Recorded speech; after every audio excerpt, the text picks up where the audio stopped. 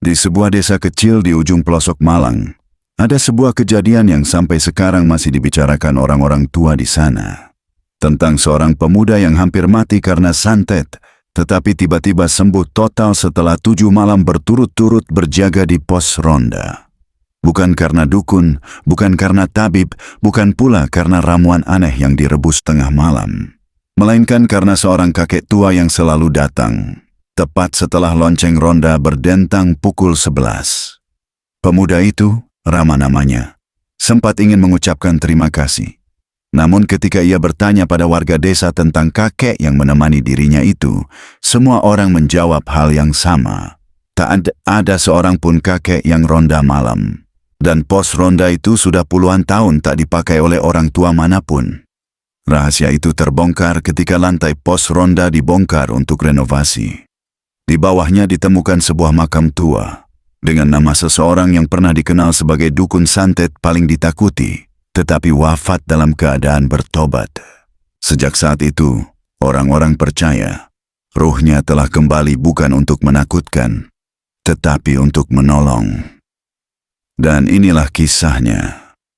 Di desa Kayuanyar, sebuah desa kecil di ujung pelosok Malang yang jalannya masih berbatu dan hanya diterangi satu lampu jalan, hidup seorang pemuda bernama Rama. Seminggu terakhir tubuh Rama merosot drastis. Badannya panas dingin, tulang-tulangnya seperti digerogoti dari dalam, dan setiap malam ia melihat bayangan hitam berdiri di kaki ranjangnya. Dokter puskesmas bilang itu hanya kelelahan. Tetapi warga desa tahu gejala seperti itu bukan sekadar sakit biasa. Mereka bilang Rama kena kiriman orang iri. Setelah beberapa hari hanya bisa terbaring, suatu malam tubuhnya terasa lebih ringan. Kepala masih sedikit pening, tapi ia memutuskan ikut jaga malam di pos ronda. Biar kepalaku nggak sumpek, katanya pada ibunya. Ia tak sadar, keputusan kecil itu akan mengubah hidupnya dan membuka pintu yang tak terlihat manusia. Pos ronda desa Kayuanyar terletak di ujung tikungan, tepat di samping kebun bambu yang rimbun, dan selalu mengeluarkan suara gesekan tiap kali angin lewat. Malam itu udara cukup lembab, kabut tipis menggantung, dan bau tanah basah masih menempel sejak hujan sore tadi. Lampu teplok di sudut pos ronda berkerlip pelan seperti sedang menahan napas. Rama tiba seorang diri. Teman-teman ronda lain berhalangan. Ada yang bekerja lembur di kota, ada yang menjaga anak sakit, ada juga yang sekadar ketiduran. Ia duduk sambil memeluk jaket, mencoba menenangkan degup jantungnya yang masih kacau karena sakit yang belum benar-benar hilang.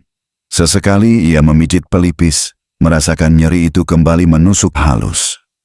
Malam terasa lebih sunyi dibanding biasanya, lebih sepi daripada seharusnya. Saat detik jam hampir menunjukkan pukul 11, suara langkah pelan terdengar dari arah jalan setapak. Suara itu tidak terburu-buru, justru seperti langkah orang yang sudah sangat hafal jalanan desa. Dari kabut muncul sosok seorang kakek tua. Rambut memutih, tubuh kurus tapi tegap, mengenakan baju lurik usang dan sarung sederhana. Wajahnya teduh, senyumnya pelan. Matanya memantulkan cahaya lampu teplok seperti pernah melihat terlalu banyak kehidupan. "Sendirian, Le?" tanya kakek itu dengan nada lembut. Rama mengangguk sopan. "Iya, Kek, yang lain gak bisa datang." Kakek itu duduk di bangku panjang. Anehnya, begitu ia duduk, udara di sekitar pos ronda terasa sedikit lebih hangat, seperti seseorang baru saja menghirup udara dingin dan meniupkannya kembali dalam bentuk kenyamanan. Rama sempat menatapnya heran. Namun kakek itu hanya tersenyum, seolah tahu apa yang sedang dipertanyakan. "Begadang sendirian itu tidak baik, apalagi kalau badanmu belum pulih," katanya pelan. "Tapi kalau niatmu baik, Tuhan akan kirimkan teman." Rama tersenyum kecil. "Kakek memang tinggal di sekitar sini?" "Dekat," jawabnya singkat. "Besok malam kakek datang lagi. Kamu jaga saja di sini." Rama ingin bertanya lebih banyak soal rumahnya di mana, kenapa ia mau ikut ronda malam, dan kenapa wajahnya terasa begitu menenangkan. Tetapi sebelum sempat membuka mulut, angin dingin dari kebun bambu berhembus.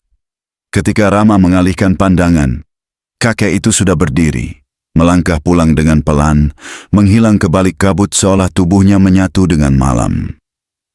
Rama tidak tahu bahwa pertemuan itu hanyalah awal dari 7 malam paling misterius dalam hidupnya. Malam kedua datang lebih cepat dari yang Rama duga.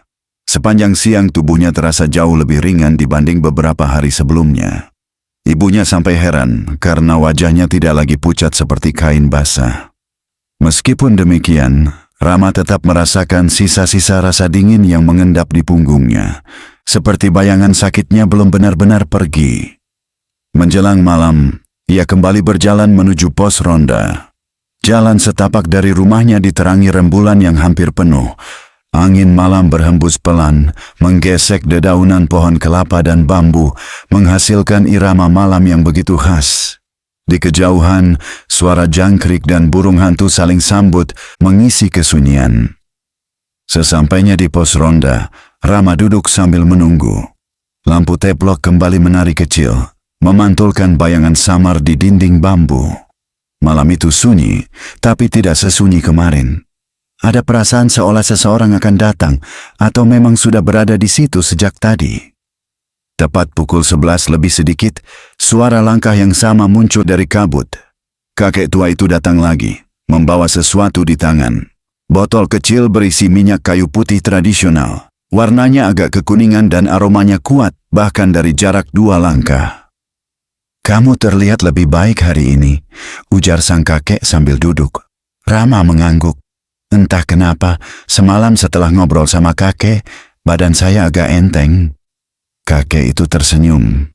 Kadang yang membuat sakit bukan hanya tubuh, tapi juga pikiran dan udara yang mengelilingimu. Ia membuka botol minyak itu dan mengoleskan sedikit ke telapak tangan, lalu meminta Rama mengulurkan tangannya. Rama menurut. Ketika kakek itu menggosokkan minyak ke telapak tangan dan tengkuknya, sensasi hangat menjalar cepat. Seperti api kecil yang merembet lembut di bawah kulit. Rama menarik napas panjang, dadanya terasa lega. "Kakek dapat dari mana minyak ini?" tanya Rama penasaran. "Pemberian orang baik," jawab kakek itu sederhana. "Minyak ini bukan jimat, hanya tanda niat baik. Yang penting adalah hatimu bersih." Setelah itu kakek mengajarkan Rama doa-doa pendek. Doa penenang hati, doa perlindungan, dan doa untuk menjauhkan niat buruk seseorang. Suaranya tidak lantang, tetapi dalam. Seolah setiap kata meresap melalui udara malam dan menempel di dinding pos ronda. "Ucapkan ini setiap kali dadamu terasa berat," kata kakek itu sambil menuntun Rama mengulang. Rama mengikuti perlahan. Beberapa kali suaranya bergetar, bukan karena takut, tetapi karena merasakan sesuatu yang hangat, seperti dipercaya kembali, setelah lama merasa sendirian menahan sakit misterius itu. "Lalu ini," kata kakek itu sambil mengetukkan ujung jarinya ke lantai pos ronda. "Jika suatu malam kamu merasa dikejar bayangan hitam atau ada yang ingin mendekat, ketuklah lantai 3 kali. Itu cukup untuk membuatnya pergi." Rama menatap lantai bambu itu, heran. "Kenapa lantainya, Kek?" Kakek tersenyum samar, tatapan matanya kosong sesaat. "Tempat ini menyimpan sesuatu, tapi kamu belum perlu tahu." Angin dingin tiba-tiba berembus dari arah kebun bambu. Daun-daun bergerak lebih kencang dari biasanya. Lampu teplok bergetar, seolah berusaha tetap menyala melawan gelap. Kakek berdiri, "Besok malam datang lagi. Tubuhmu belum selesai dibersihkan." Rama hendak bertanya apa maksudnya, namun kakek sudah berjalan pergi, hilang di antara kabut yang menebal. Dan malam itu, untuk pertama kalinya sejak ia jatuh sakit, Rama tidur tanpa mimpi buruk. Hari ketiga seharusnya menjadi hari yang lebih baik bagi Rama. Sejak 2 malam terakhir, tubuhnya perlahan kembali memiliki tenaga. Ia bahkan sempat membantu ibunya menjemur pakaian dan membersihkan halaman rumah, sesuatu yang seminggu sebelumnya mustahil ia lakukan. Warga yang lewat sempat memuji kondisinya yang pulih cepat, meski beberapa menatap penuh curiga, seolah kesembuhan mendadak itu adalah sesuatu yang tak wajar. Menjelang malam, langit malang dipenuhi awan kelabu. Hujan belum turun, tetapi udara terasa jauh lebih dingin dari biasanya. Daun-daun bambu di kebun belakang rumah Rama bergerak gelisah. menghasilkan suara gesekan yang memanjang seperti rintihan. Ayam-ayam tiba-tiba gelisah, beberapa berkokok tak beraturan meski belum waktunya. Semua itu seperti pertanda bahwa malam ini tidak akan berjalan biasa-biasa saja. Rama tetap menuju pos ronda, meskipun firasatnya tidak enak. Langkahnya sedikit gemetar, entah karena udara yang mencekam atau karena dadanya yang mulai terasa berat. Ketika ia sampai di pos ronda, lampu teplok bergoyang pelan, padahal angin hampir tidak bertiup di sana. Suara air dari sungai kecil di balik kebun bambu terdengar lebih deras dari semestinya, seperti ada sesuatu yang mengaduknya dari bawah. Rama duduk dan mencoba menenangkan diri dengan doa-doa yang diajarkan kakek misterius itu. Tapi justru saat ia memejamkan mata, rasa dingin menusuk muncul di tengkuknya, membuat bulu kuduknya berdiri. Ia tersentak, membuka mata cepat. Tidak ada siapa-siapa di sekitar pos ronda. Namun suasana malam seperti berubah, lebih pekat, lebih berat, seolah udara menggendong sesuatu yang tidak terlihat. Tepat pukul 11 lewat, seperti biasa muncul suara langkah. Namun kali ini langkahnya terdengar lebih lambat dan lebih berat dari biasanya. Rama menoleh, bersiap melihat kakek tua itu datang dari kabut, tetapi tidak ada siapapun. Langkah itu semakin jelas, tetapi tak ada sosok. Hanya suara semakin dekat, seperti seseorang melangkah tepat di samping pos ronda. Rama mundur perlahan, tubuhnya mulai gemetar. Tiba-tiba sebuah bayangan hitam melintas cepat dari arah sungai, memanjang seperti kabut gelap yang bergerak dengan bentuk manusia. Bayangan itu berhenti di tepi pos ronda, seolah sedang mengamati Rama. Mata Rama membeliak, napasnya tercekat.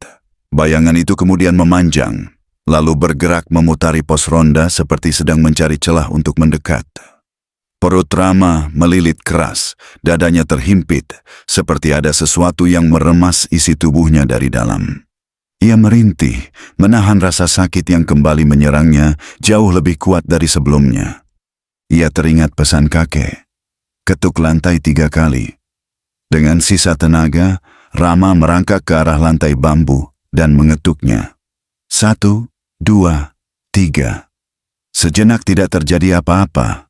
Bayangan hitam itu justru mendekat lebih cepat, bergerak seperti asap pekat yang ingin melilit tubuh Rama.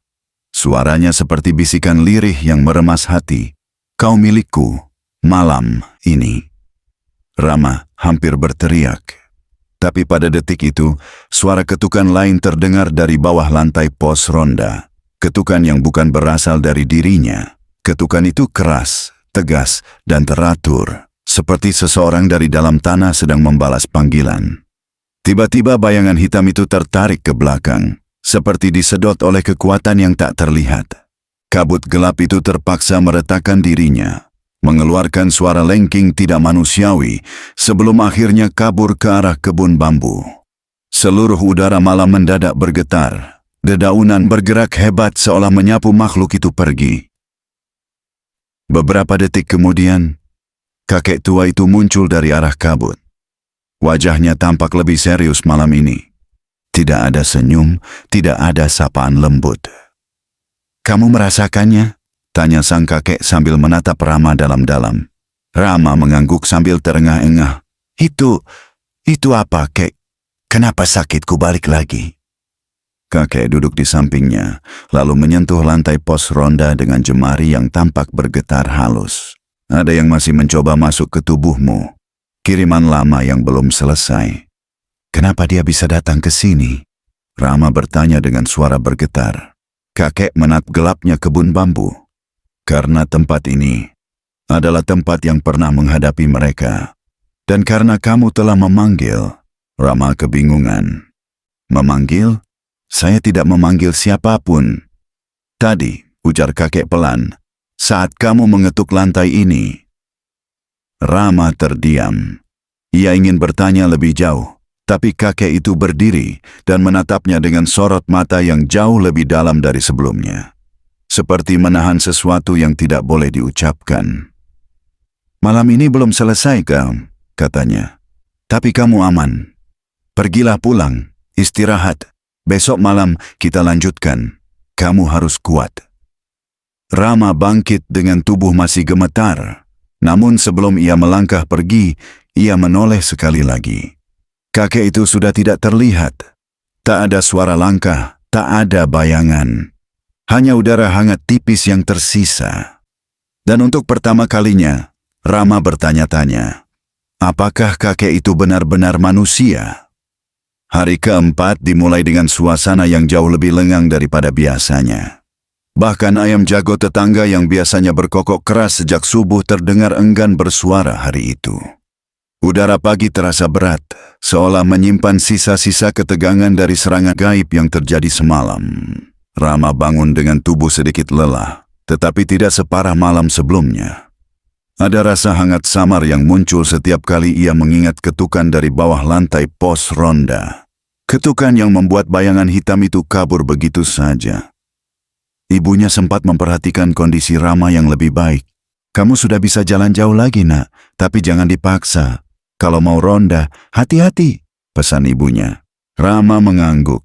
Ia sendiri tidak yakin apakah seharusnya ia tetap ronda atau tidak. Tetapi kakek itu meminta ia kembali malam nanti. Dan entah kenapa, Rama percaya pada kakek itu. Menjelang sore, hujan turun pelan. Hujan itu membuat tanah desa mengeluarkan aroma khas, bau tanah basah yang bercampur daun bambu dan lumut. Rumah-rumah warga tampak sunyi. Sebagian orang menyalakan tungku kayu, menghasilkan asap tipis yang terbang ke udara.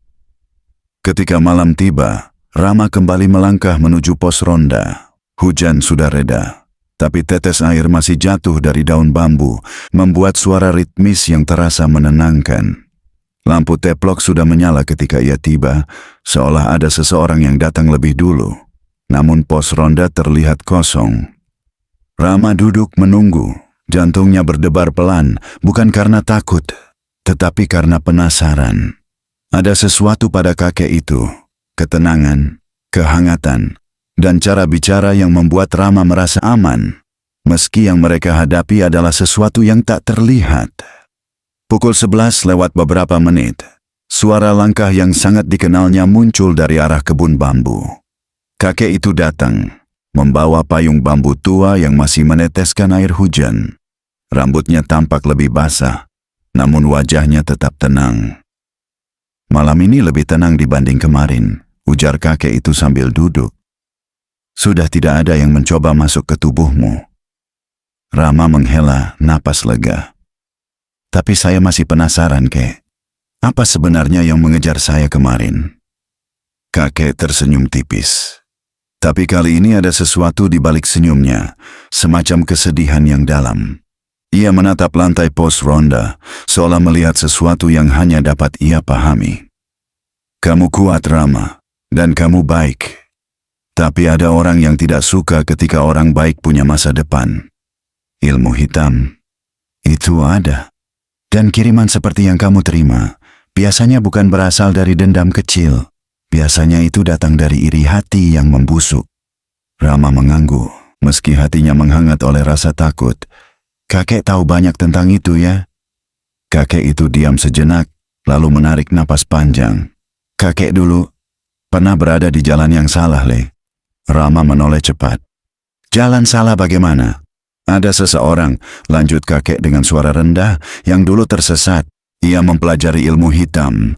Ia menggunakan marah untuk melukai, menggunakan iri untuk menghancurkan. Ia pernah membuat orang jatuh sakit, membuat keluarga berantakan, membuat anak-anak kehilangan orang tua. Ia pikir semua itu biasa saja, sampai suatu hari dia menyadari semua itu kembali padanya. Rama menelan ludah. Cerita kakek ini terasa terlalu personal untuk sekadar cerita orang lain. Berarti Rama tidak melanjutkan kalimatnya. Kakek melanjutkan, suara lebih berat. Orang itu menyesal, tapi penyesalan datangnya terlambat. Banyak kesalahan yang terlanjur dilakukan, banyak hati yang sudah terlanjur disakiti. Tapi Tuhan selalu memberi kesempatan. Selalu, entah di dunia ini atau di dunia berikutnya. Rama terdiam. Malam terasa semakin hening. Hanya suara tetes air dari daun bambu yang terdengar. Kakek, Rama memandangnya dalam-dalam. Orang itu menyesal. Lebih dari apapun, kakek berbisik. Ia menghabiskan sisa hidupnya untuk membantu orang yang pernah ia sakiti. Bahkan ketika tubuhnya sudah melemah, ia tetap berusaha menjadi baik. Karena ia tahu, cara satu-satunya untuk menutup masa lalu yang buruk adalah dengan memperbanyak kebaikan. Ada hening panjang. Kakek itu seperti tersedot ke dalam pikirannya sendiri, mengingat sesuatu yang jauh, terlalu jauh. Tapi apakah penyesalan itu cukup? Tanya Rama lirih. Kakek memejamkan mata, wajahnya penuh kedamaian. Kadang cukup, kadang tidak. Namun yang menentukan bukan manusia. Tugas kita hanya berusaha. Jika kita sungguh-sungguh berubah, kebaikan akan mencari kita, meski kita sudah tidak bernapas lagi. Perkataan itu membuat Rama merinding. Ia tidak tahu apa yang dimaksud kakek, tetapi hatinya merasakan sesuatu yang jujur. Sesuatu yang benar-benar berasal dari jiwa yang pernah terluka. Kakek kemudian berdiri, berjalan ke tepi pos ronda, menatap kebun bambu yang gelap. Tempat ini dulu pernah menyimpan banyak kelam, tapi juga menyimpan penyesalan yang sangat dalam. Karena itu kini tempat ini menjadi penolong. Rama ikut berdiri. Kakek, siapa sebenarnya? Kakek tersenyum lembut, senyum yang penuh keteduhan tetapi juga mengandung kesunyian panjang. Kamu belum siap tahu, Leh. Nanti akan tiba waktunya. Angin malam kembali berhembus. Tetapi kali ini angin itu terasa hangat, menepuk pundak Rama seperti sapaan seorang ayah. Malam ini kamu boleh pulang lebih cepat, kata sang kakek. Besok adalah malam penting. Rama hendak bertanya, kenapa? Tetapi kakek tiba-tiba melangkah pergi, melebur perlahan ke dalam kabut tipis yang turun bersamaan dengan angin malam. Dan lagi-lagi, ia menghilang tanpa suara langkah menjauh. Untuk pertama kalinya, Rama merasa bahwa kakek itu bukan sekadar orang tua bijak yang suka ronda malam. Ada cerita besar di balik dirinya. Ada luka, ada penebusan. Dan ada sesuatu yang menghubungkan dirinya dengan pos ronda itu. Sesuatu yang belum siap ia ketahui. Hari kelima mulai menunjukkan perubahan yang tidak hanya terasa oleh Rama, tetapi oleh seluruh desa Kayu Anyar. Udara pagi itu terasa aneh, lebih sunyi. Lebih lengang, seakan-akan sesuatu sedang mengintai dari balik kabut. Burung-burung enggan berkicau, dan beberapa anjing desa menggonggong tanpa sebab. Bahkan para ibu-ibu yang biasanya mengobrol di depan rumah terlihat lebih cepat masuk setelah berbelanja di warung. Rama bangun dengan badan lebih segar. Luka-luka halus yang dulu sering muncul di tangannya akibat serangan gaib mendadak menghilang. Namun ada hal lain yang membuatnya gelisah. Setiap kali ia memejamkan mata, ia teringat kata-kata kakek semalam tentang orang yang tersesat dalam ilmu hitam dan menebus kesalahan sepanjang hidupnya. Seakan cerita itu bukan sekadar kisah, tetapi pengakuan. Di halaman rumah, ibunya memperhatikan Rama yang tampak termenung. "Kenapa, nak? Sakitmu kambuh?" tanya ibunya. Rama menggeleng. "Enggak, Bu, cuman mikir. Kalau ada orang jahat berubah jadi baik, apa orang lain mau percaya?" Ibunya menatapnya dengan lembut. Perubahan itu memang gak gampang dipercaya orang. Tapi Tuhan yang tahu hati manusia, bukan kita.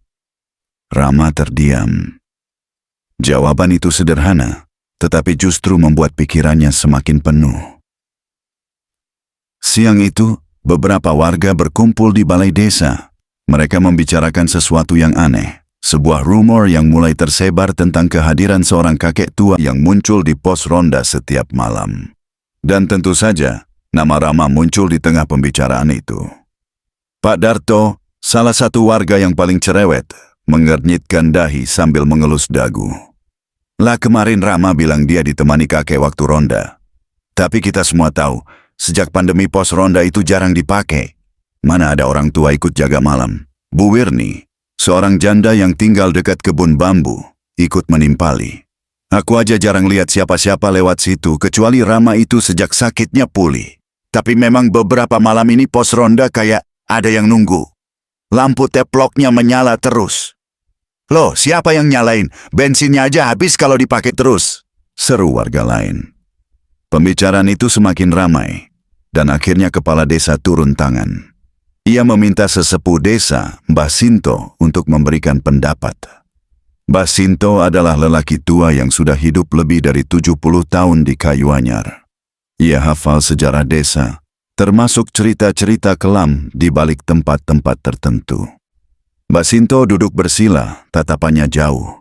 Pos ronda itu dulu dibangun di atas tanah yang tidak sembarangan, ujarnya pelan. Apa maksudnya, Mbah? Tanya kepala desa. Dulu, sebelum desa ini seramai sekarang, ada seorang lelaki tua yang meninggal di tempat itu. Dia pernah dikenal sebagai dukun santet yang sangat ditakuti. Tapi sebelum wafat, dia bertaubat. Katanya, dia tidak ingin dan tidak bisa meninggalkan desa ini dalam keadaan seperti itu. Lalu kenapa dibangun pos ronda di situ? Tanya warga lain. Supaya tempat itu ramai, supaya tidak menjadi angker, supaya arwahnya tenang. Warga saling pandang, sebagian merinding. Jadi kalau Rama melihat kakek tua, jangan-jangan. Pak Darto berhenti bicara, tidak berani melanjutkan kalimatnya. Belum tentu, kata Mbah Sinto cepat. Tidak semua hal yang tidak terlihat adalah jahat. Ada yang cuma ingin menolong. Ucapan itu membuat suasana balai desa hening. Warga mulai saling berbisik. Ada yang takut, ada yang penasaran. Namun satu hal pasti, pembicaraan itu akan menyebar ke seluruh desa hanya dalam hitungan jam. Sore hari, saat matahari mulai turun di balik bukit kecil, dua pemuda mendatangi Rama di halaman rumah. Mereka adalah teman-teman yang biasanya ikut ronda, tetapi belakangan jarang hadir. Ram, kata Ardi, benar kamu semalam ditemani kakek? Siapa sih dia? Kok enggak pernah lihat sebelumnya? Rama ragu menjawab, kakek itu baik, tenang, dia bantu saya sembuh. Loh, tapi warga bilang enggak ada kakek yang tinggal dekat sini, kata Farel. Mbah-mbah di desa ini tinggalnya jauh dari pos ronda, yang dekat cuma rumahmu, rumah Bu Wirni, sama rumah Pak Darman. Kalau begitu mungkin kalian aja yang belum pernah lihat, jawab Rama. Ardi menggeleng serius. Atau jangan-jangan, itu bukan orang, Ram. Rama terdiam. Meski ia tidak mau mengakuinya, ia pun mulai merasakan kemungkinan itu.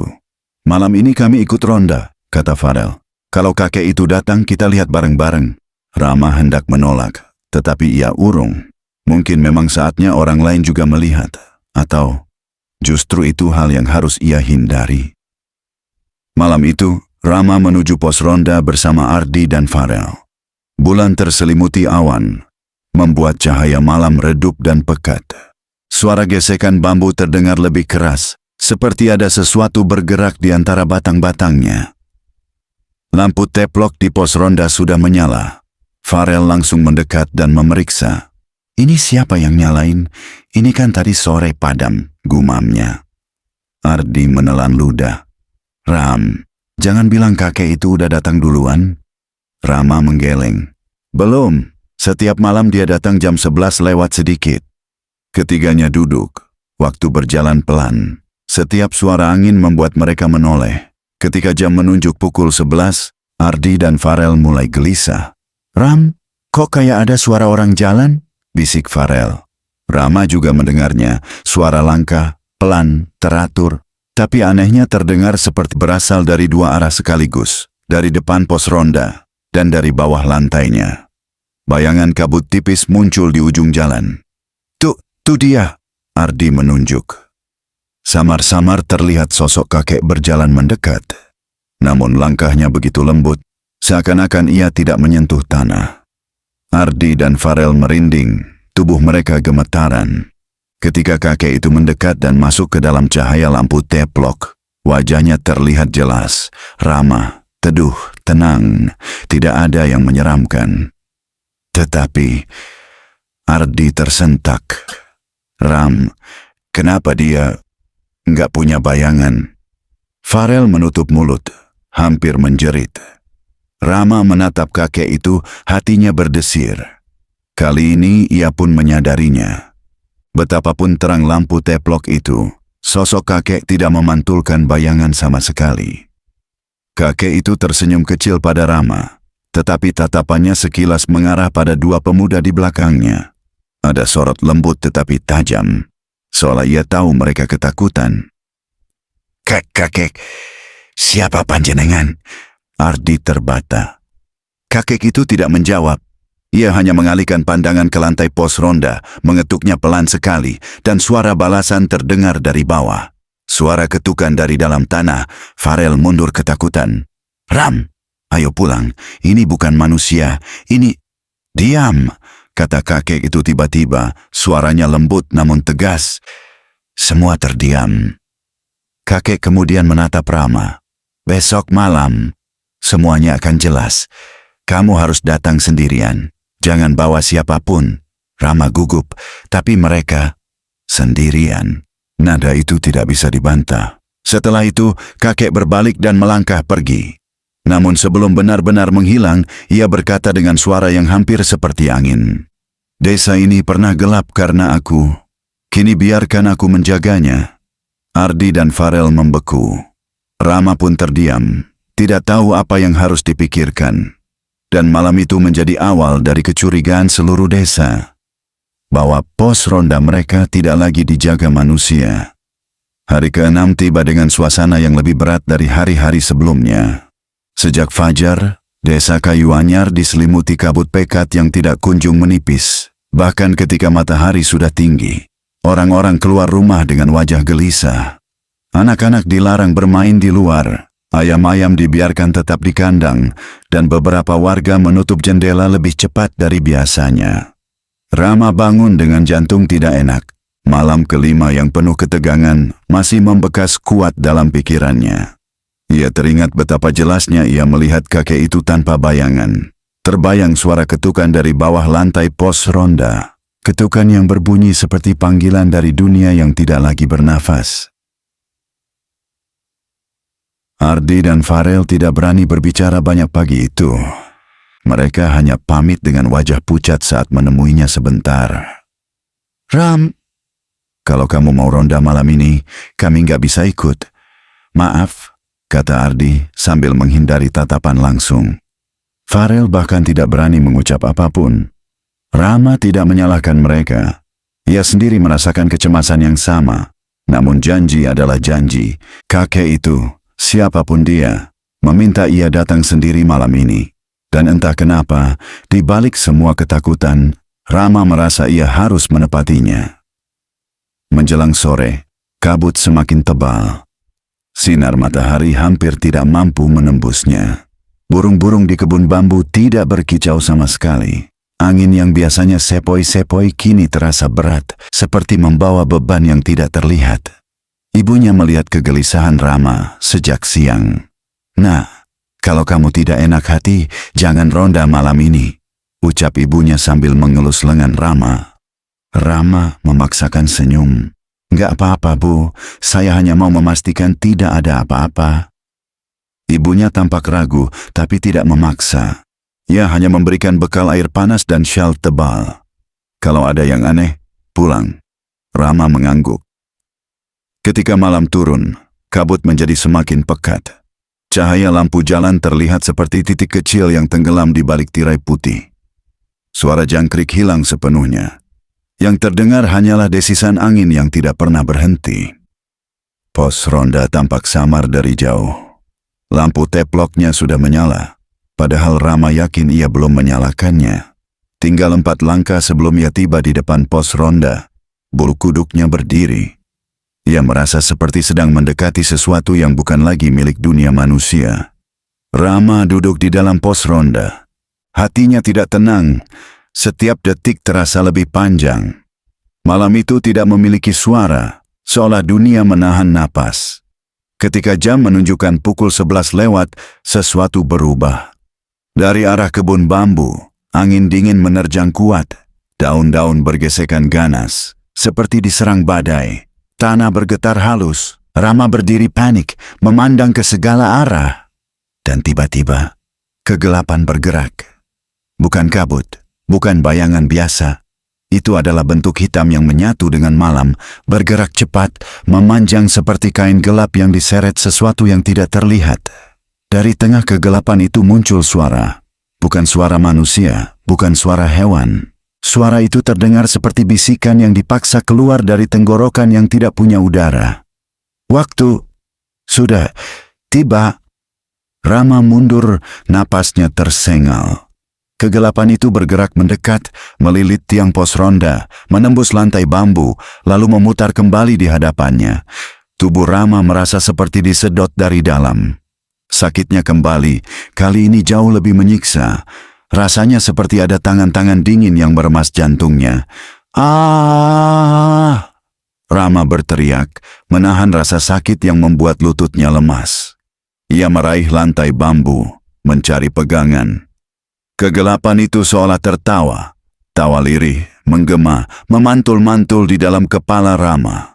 "Kau, sudah, kupilih." Tubuh Rama hampir rubuh ketika tiba-tiba, blam! Suara berat terdengar dari lantai pos ronda. Sebuah ketukan, diikuti ketukan kedua, dan ketukan ketiga. Ketukan itu keras, tegas, dan berasal dari bawah lantai. Dari dalam tanah. Kegelapan itu terhenti. Suaranya berubah panik. "Tidak, ini bukan urusanmu lagi." Tiba-tiba dari kabut yang menutup jalan setapak, muncul sosok kakek itu.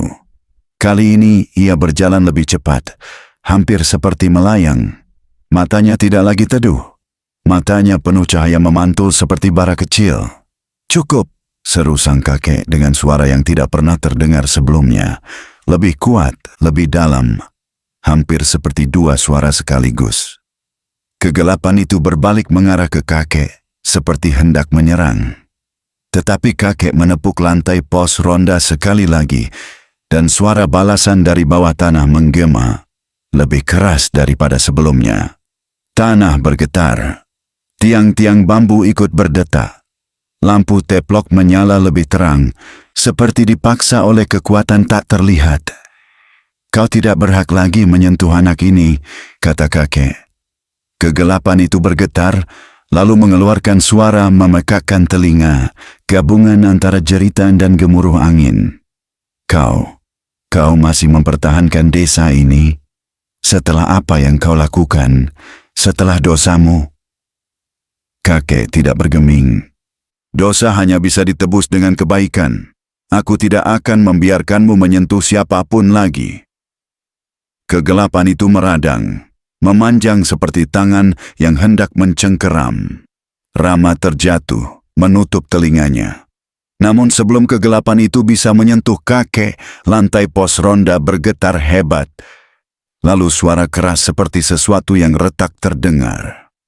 Dari bawah lantai, cahaya halus putih kekuningan muncul seperti kabut bercahaya. Cahaya itu merebak cepat, menyelimuti kakek dan menghalau kegelapan. Makhluk itu menjerit ketika cahaya menyentuhnya.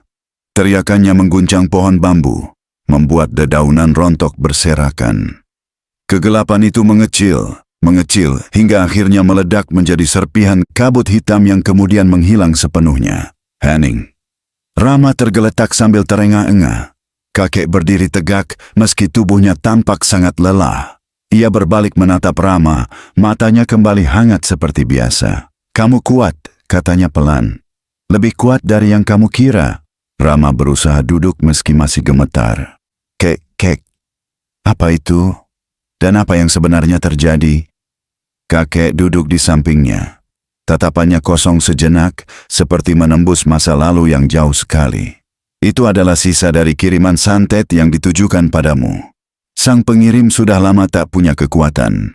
Yang tadi malam kamu hadapi hanyalah bayangannya, sisa kebenciannya." "Lalu kenapa kakek bisa melawannya?" tanya Rama lirih. Kakek tersenyum sedih. "Karena aku pernah hidup bersama kegelapan itu." Rama menatapnya lama. Kata-kata itu terdengar seperti pengakuan yang berat. "Dunia ini selalu memberi kesempatan kedua, Le," kata kakek. "Malam ini adalah ujian terakhirmu, dan ujian terakhirku." Rama ingin bertanya lebih banyak, tetapi kakek berdiri perlahan. Besok malam, kau akan tahu semuanya, dan setelah itu, tugasku selesai. Kakek melangkah menjauh, kabut menelannya, dan ia hilang tanpa suara. Rama duduk lama di pos ronda, memandangi lantai bambu yang masih hangat oleh cahaya tadi. Ia tidak tahu apa yang menantinya di hari ke-7. Namun ia tahu satu hal. Malam ke-6 adalah malam terberat yang pernah ia lalui. Dan besok malam, kebenaran menunggunya. Hari ke-7 datang seperti hari yang menahan napas. Desa Kayu Anyar bangun dalam keheningan yang tidak biasa. Kabut yang sejak 2 hari lalu menyelimuti wilayah itu tidak juga pergi, bahkan semakin tebal hingga menutup ujung jalan dan atap-atap rumah.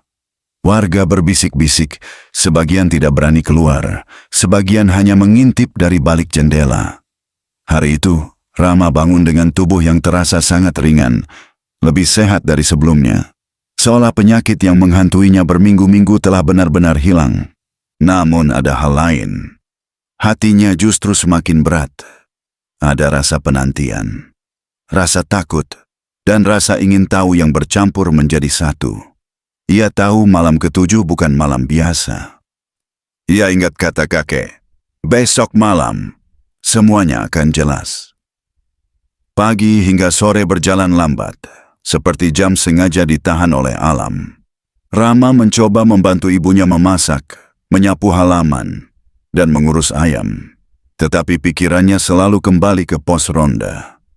Ia sempat berdoa, berharap apapun yang menunggunya nanti tidak melibatkan bahaya bagi warga. Menjelang maghrib, beberapa tetangga mulai datang ke rumah. Ardi, Farel, dan 2 orang pemuda lain berdiri di depan pintu dengan wajah pucat. "Ram," kata Ardi pelan, "malam ini, kamu beneran mau ronda?" Rama mengangguk, "Aku harus datang." "Kakek itu, dia suruh kamu sendirian," gumam Farel. "Jangan-jangan dia bukan penolong, Ram. Jangan-jangan dia sudah nolong aku 6 malam berturut-turut," potong Rama. "Kalau dia punya niat buruk, aku sudah mati dari dulu." Mereka terdiam. Ada logika yang tidak bisa dibantah di situ. Setelah beberapa lama, Ardi menarik napas dan berkata lirih, "Kalau gitu, hati-hati. Kalau ada apa-apa, kami bakal dengar teriakanmu." Rama tersenyum kecil. "Sejauh ini, kalian gak bisa lihat apa yang terjadi. Jadi jangan harap kalian bisa nolongku." Itu jawaban pahit, tetapi jujur. Ketika malam turun, kabut menjadi lebih tebal, lebih dingin. Angin berembus membawa bau tanah basah yang menusuk hidung, seperti bau liang lahat yang baru dibuka. Pos ronda terlihat remang-remang dari kejauhan. Lampu teploknya sudah menyala lebih terang dari biasanya, seolah seseorang sudah bersiap menunggu kedatangannya. Rama berjalan pelan. Setiap langkah seperti menimbulkan gema di dalam kabut. Ketika ia tiba di pos ronda, ia berhenti di pintu masuk. Udara di dalam terasa hangat, tetapi bukan hangat alami. Hangat seperti napas seseorang yang baru saja berlalu. Rama duduk perlahan. Malam itu sangat hening. Tidak ada suara jangkrik, tidak ada angin. Hanya ada desiran napasnya sendiri dan suara tetesan air yang jatuh dari bambu ke tanah. Pukul 11 lewat sedikit. Seperti ritual yang tidak pernah berubah, suara langkah muncul dari balik kabut. Namun malam ini langkah itu tidak begitu pelan atau ringan. Langkah itu lebih mantap, lebih tegas, lebih kuat. Seakan kakek itu telah menjadi sosok yang berbeda. Kakek itu muncul, tetapi wajahnya berbeda. Ia terlihat lebih muda, keriputnya menipis, tubuhnya tegap. Sorot matanya bercahaya terang, bukan seperti mata orang tua yang penuh lelah, tetapi seperti mata seseorang yang sudah lama menunggu untuk mengucapkan sesuatu. "Kamu datang," ucap sang kakek, suaranya lebih dalam namun tetap lembut. Rama menelan ludah. "Kakek, malam ini apa yang akan terjadi?" Kakek duduk di sampingnya. "Malam ini, aku harus berpamitan." Rama tertegun. "Pamit? Tapi, kamu sudah sembuh." kata kakek sambil menatapnya penuh kebanggaan. Sakitmu hilang bukan karena aku mengobati tubuhmu, tetapi karena hatimu kuat. Kamu berani melawan ketakutanmu sendiri. Rama ingin membalas ucapan itu, tetapi kakek melanjutkan. Sekarang saatnya kamu tahu siapa aku. Rama menahan napas. Inilah saat yang ditunggu sekaligus ditakutinya. Kakek menyentuh lantai pos ronda dengan ujung jarinya. Pernahkah kamu bertanya, kenapa ketika kamu mengetuk lantai ini, ada ketukan balasan? Rama mengangguk, tenggorokannya kering. Itu karena aku berada di dua tempat sekaligus. Kakek lalu berdiri, melangkah ke sudut pos ronda.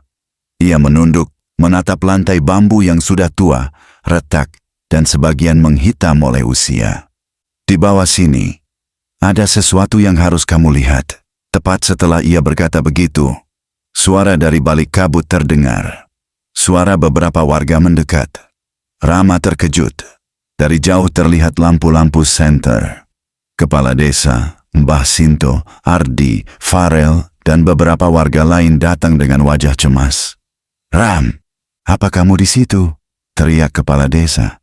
Rama berdiri. Saya di sini, Pak. Mereka buru-buru mendekat. Ardi memeriksa Rama cepat, memastikan ia baik-baik saja. Kami khawatir terjadi apa-apa, kata kepala desa. Dan lantai pos ronda ini mulai rapuh.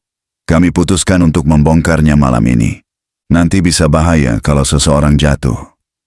Kakek yang tadi bersama Rama berdiri di sisi pos ronda, mengamati warga tanpa mereka sadari. Dan anehnya, tidak satu pun warga menoleh padanya. Seolah mereka tak melihatnya. Mbah Sinto berkata, ayo kita angkat papan lantainya.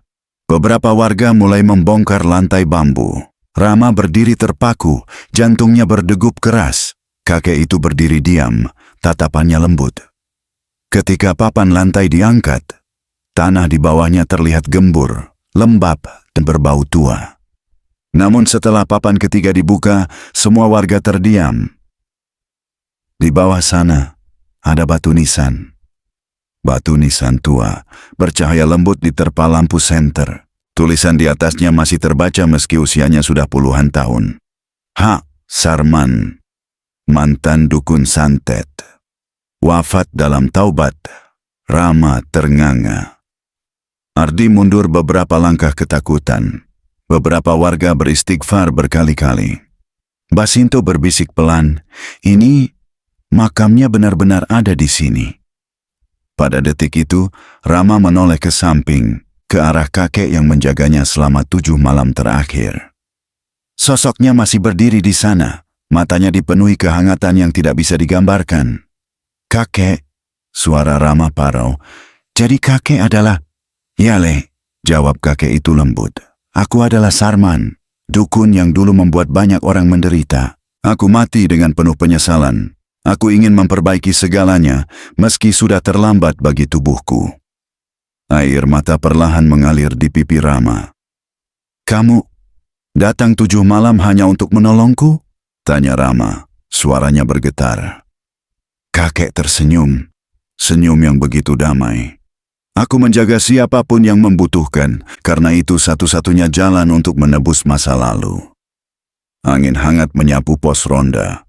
Angin yang terasa aneh karena malam itu sangat dingin. Cahaya lampu teplok berkedip, lalu stabil kembali. Kakek melangkah mendekat ke arah Rama. Wajahnya tampak semakin muda, semakin bercahaya. Malam ini, tugasku selesai. Kamu aman. Desa aman. Kakek, jangan pergi. Bisik Rama dengan suara pecah. Aku tidak pergi, ujar kakek lembut. Aku hanya kembali ke tempatku. Tapi aku akan tetap ada di sini, untuk menjaga. Kamu tidak akan melihatku lagi, tapi aku tahu kamu bisa merasakannya.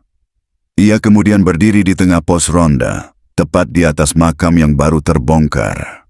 Cahaya lembut putih kekuningan muncul dari lantai, menyelimuti tubuhnya. Kabut malam berputar pelan, seperti mengikuti tarian cahaya itu.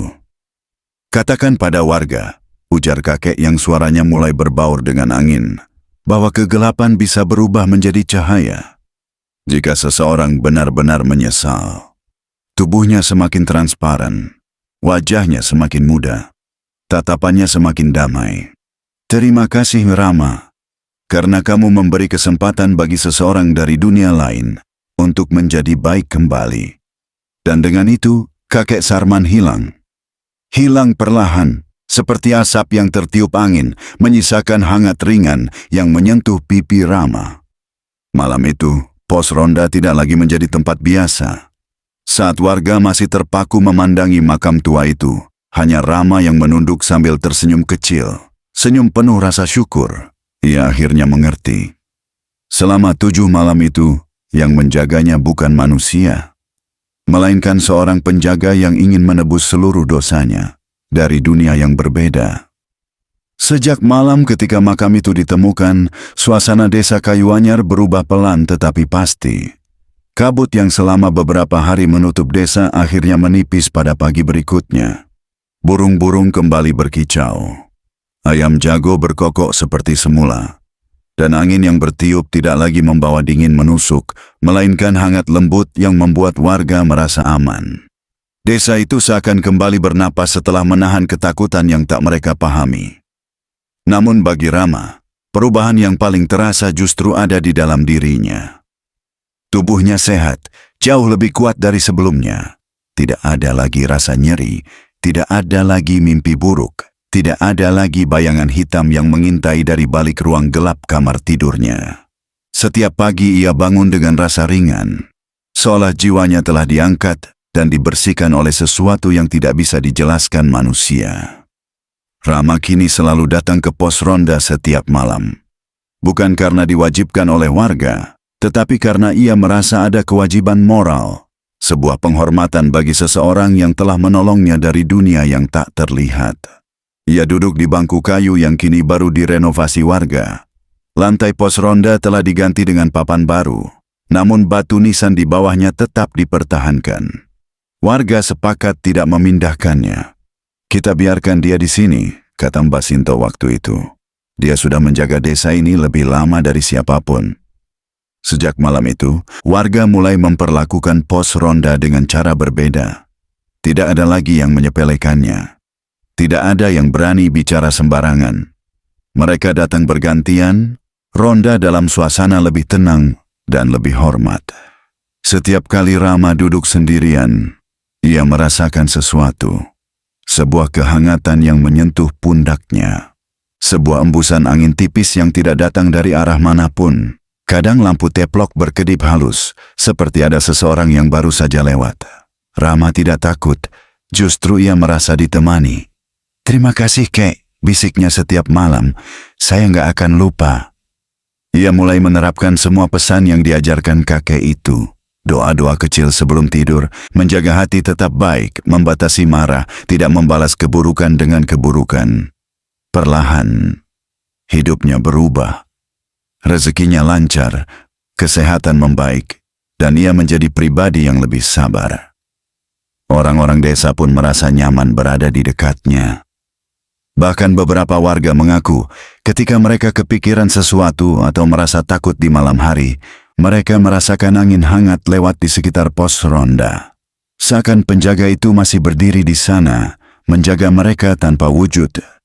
Suatu malam, saat Rama duduk di pos ronda sendirian, ia memejamkan mata dan mengenang 7 malam paling menegangkan dalam hidupnya.